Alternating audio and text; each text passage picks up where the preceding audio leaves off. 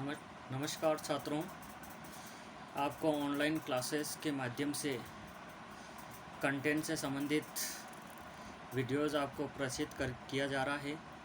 आप इन समस्त वीडियो को पूर्ण रूप से घर पर बैठ करके तल्लीनता के साथ इनको सुने, समझे, साथ ही साथ इनसे संबंधित क्लास नोट्स बनाने का भी आप प्रयास करें ताकि गहनता के साथ विषय वस्तु को आप समझ सकें। आज हमारी ये चौथी क्लास है।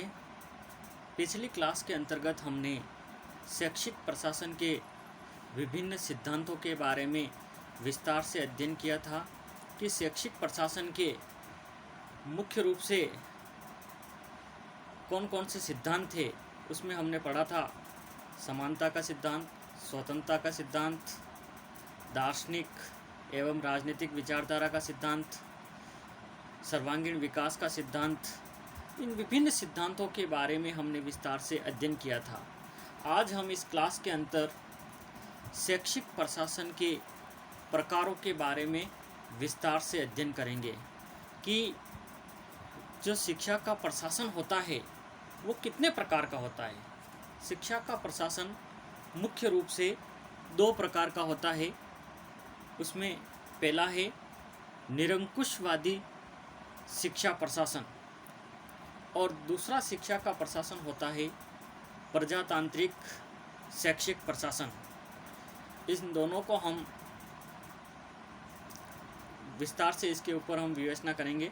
पहला है निरंकुशवादी शिक्षा प्रशासन।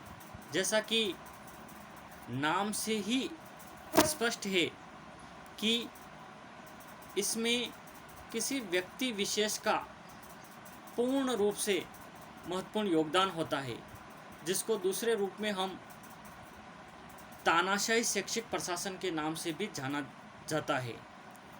निरंकुशवादी शैक्षिक प्रशासन अथवा तानाशाही शैक्षिक प्रशासन का अर्थ होता है कि शिक्षा से संबंधित संपूर्ण सत्ता, संपूर्ण उत्तरदायित्व तथा नियंत्रण एवं कार्यक्षमता आदि सभी एक ही केंद्रीय शक्ति यानी कि एक ही व्यक्ति के हाथों में निहित होती है। व्यक्ति विशेष को पूर्णतः एकाधिकार होता है तथा इस शक्ति के आदेश द्वारा ही वह सभी कार्य किए जाते हैं। तो ऐसी स्थिति में दूसरे जो व्यक्ति होते हैं वे केवल आदेशों की पूर्ति ही कर पाते हैं, अपने स्व विवेक का उपयोग उसमें नहीं कर पाएंगे और निश्चित रूप से इसमें कुछ कमियां रह जाती है। इसलिए इस प्रकार का जो निरंकुशवादी शैक्षिक प्रशासन होता है उसको कई मायने में अच्छा नहीं समझा जाता है। दूसरा शैक्षिक प्रशासन होता है प्रजातांत्रिक शैक्षिक प्रशासन, डेमोक्रेटिक वे में।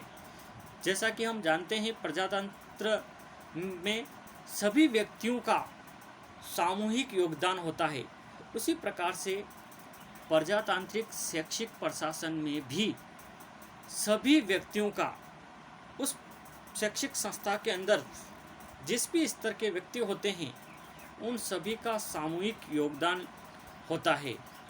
और निश्चित रूप से इस प्रकार का यदि कार्य किया जाएगा तो वो प्रशासन अच्छा कार्य करता है। प्रजातांत्रिक शैक्षिक प्रशासन में समस्त शिक्षा संबंधी कार्य एवं उत्तरदायित्व जनता के सहयोग एवं समन्वय के द्वारा संपन्न किए जाते हैं। और आप जानते हैं कि जब सभी व्यक्तियों के आपसी सहयोग से कोई कार्य किया जाएगा तो निश्चित रूप से उस प्रशासन के अंदर कार्य अच्छा होगा। प्रजातांत्रिक जीवन यापन का एक ऐसा ढंग है जिसके द्वारा राष्ट्र का आर्थिक, सामाजिक, नैतिक एवं चारित्रिक एवं मानवीय जीवन के ऊपर प्रकाश डाला जाता है। इस प्रशासन में छात्रों को उनकी रुचियों तथा सामाजिक मूल्यों के आधार पर शिक्षा प्रदान की जाती है। इस प्रकार के प्रशासन में छात्रों की रुचियों को भी स्थान दिया जाता है कि बालक किस प्रकार से सीखना चाहता है और उसके अनुरूप बालकों की रुचियों और क्षमताओं के अनुरूप शिक्षा का प्रबंध किया जाता है। तो निश्चित रूप से ऐसे शैक्षिक प्रशासन में बालक एवं उस शिक्षा प्रशासन के अंदर कार्य करने वाले व्यक्ति दोनों ही पूर्ण रूप से संतुष्ट होते हैं। और जब दोनों ही व्यक्ति पूर्ण रूप से संतुष्ट होंगे तो निश्चित रूप से हम ये कह सकते हैं कि इस प्रकार का शैक्षिक प्रशासन एक अच्छा प्रशासन होता है और इसी को हम दूसरे रूप में प्रजातांत्रिक शैक्षिक प्रशासन के नाम से जानते हैं। इस प्रकार से शैक्षिक प्रशासन के दोनों प्रकारों के बारे में हमने जाना। अगला हमारा कंटेंट है शैक्षिक प्रशासन के कार्यक्षेत्र। आखिर शिक्षा का जो प्रशासन होता है उसके कार्यक्षेत्र कौन कौन से हैं, उसके ऊपर भी हम अपनी दृष्टि डालेंगे। शिक्षा प्रशासन यदि एक ओर से मानवीय तत्वों से संबंधित है तो दूसरी ओर उसका संबंध भौतिक तत्वों से भी है।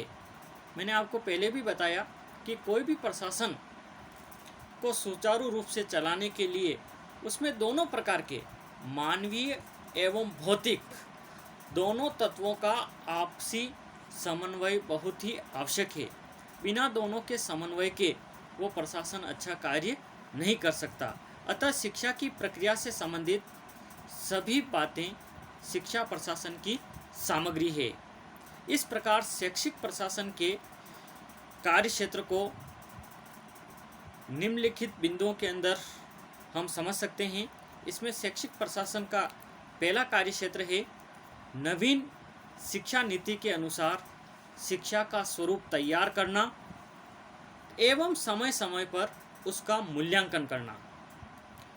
जो भी नई नीति बनती है उसके अनुरूप शिक्षा का स्वरूप को तैयार किया जाए और समय समय पर उसका मूल्यांकन इवैल्यूएशन, क्योंकि बिना मूल्यांकन के उसकी क्रियान्विति का हमें पता नहीं लगेगा, इसलिए उसका समय समय पर मूल्यांकन करना भी आवश्यक है। दूसरा कार्यक्षेत्र है शिक्षा से संबंधित समस्याओं का अध्ययन करके उनका उचित निराकरण करना, कि जो कार्य की रणनीति बनाई गई है उस कार्य को करने में क्या समस्या आ रही है, उन समस्याओं का अध्ययन करके उनका समय के साथ निराकरण करना भी आवश्यक है। तीसरा है संपूर्ण शिक्षा की प्रक्रिया की सफलता के लिए कार्य करना एवं उनका मूल्यांकन करना। और चौथा है समस्त विद्यार्थियों के लिए जितने भी संस्था के अंदर बालक एवं बालिकाएं हैं उनकी समानता और स्वतंत्रता के सिद्धांत के आधार पर शैक्षिक कार्यक्रमों की योजनाएं बनाकर उनकी क्रियान्विति करना। हर बालक, हम जानते हैं कि हर बालकों के अंदर व्यक्तिगत विभिन्नताएं होती है, तो शिक्षा व्यवस्था के अंदर व्यक्तिगत विभिन्नताओं वाले बालकों का हम उनकी क्षमता और रुचियों के अनुरूप कार्य योजना बना करके ऐसे कार्यक्रम बनाएंगे तो निश्चित रूप से समस्त बालक उनसे लाभान्वित होंगे।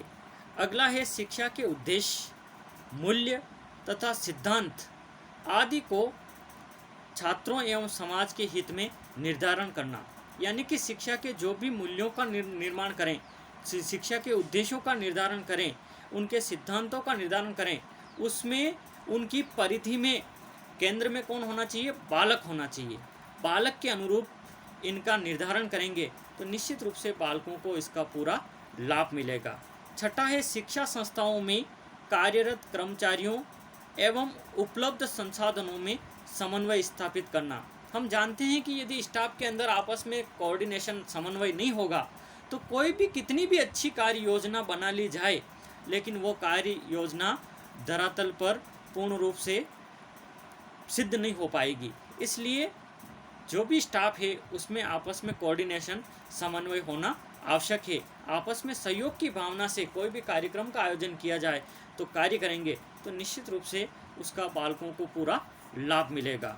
और अंतिम है शिक्षा संस्थाओं एवं समाज में शिक्षा के माध्यम से समन्वय स्थापित करना। शिक्षा और समाज दोनों आपस में जुड़े हुए हैं तो शिक्षा संस्थाएं और समाज में आपस में समन्वय होना चाहिए। शिक्षा संस्था और समाज में समन्वय स्थापित करने का एक ही माध्यम होता है कि विद्यालय के अंदर कोई भी कार्यक्रम आयोजित किया जाता है, यदि समाज के व्यक्तियों को आमंत्रित किया जाएगा तो निश्चित रूप से समाज और विद्यालय का आपस में जुड़ाव रहेगा। तो इस प्रकार से इन कार्य क्षेत्रों के आधार पर कार्य योजना बनानी चाहिए। तो इस प्रकार से शैक्षिक प्रशासन के अंतर्गत हमने इसके जितने भी कंटेंट थे उनका बारी बारी से अध्ययन किया था। मैं आपके रिकॉलिंग के लिए पुनः रिकॉल कर दूं कि सबसे पहले हमने शैक्षिक प्रशासन के अर्थ के बारे में अध्ययन किया था।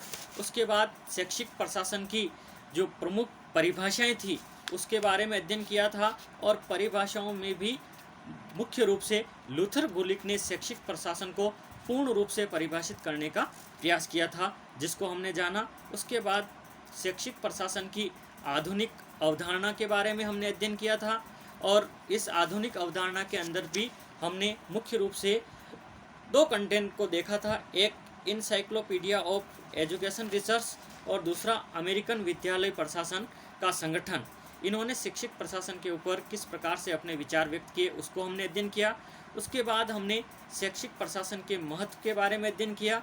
फिर हमने शैक्षिक प्रशासन के उद्देश्यों का विस्तार से अध्ययन किया, और उसके बाद शैक्षिक प्रशासन के कौन कौन से सिद्धांत हैं उसके बारे में पढ़ा, और फिर हमने शैक्षिक प्रशासन के प्रकारों के बारे में अध्ययन किया, और अंतिम रूप से शैक्षिक प्रशासन के कार्यक्षेत्र के बारे में अध्ययन किया। तो इस प्रकार से हमने शैक्षिक प्रशासन का जो विषय वस्तु थी उसको पूर्ण रूप से अध्ययन करने का प्रयास किया।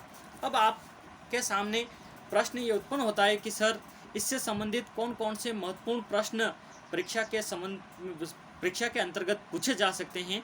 तो इसके अंतर्गत आज दिन तक 4 क्लास के अंदर हमने जो पढ़ा है उसमें मुख्य रूप से 4 प्रश्न उभर करके हमारे सामने आते हैं, जिसको मैं आपके सामने प्रस्तुत करता हूं। पहला प्रश्न ये बन सकता है कि शैक्षिक प्रशासन से आप क्या समझते हैं, परिभाषाओं के आधार पर उसकी व्याख्या कीजिए। ये पहला प्रश्न है। दूसरा प्रश्न इस प्रकार से बन सकता है कि शैक्षिक प्रशासन का क्या महत्व होता है, स्पष्ट कीजिए और इसके उद्देश्यों पर प्रकाश डालिए, क्योंकि हमने उद्देश्यों को विस्तार से पढ़ा है तो ये उद्देश्यों के बारे में पूछ सकता है।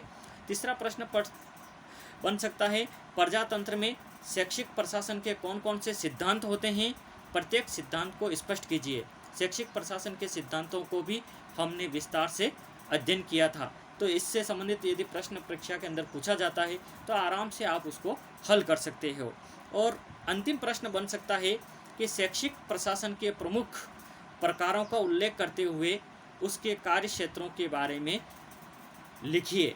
तो इस प्रकार से शैक्षिक प्रशासन से संबंधित 4 प्रश्न बन सकते हैं।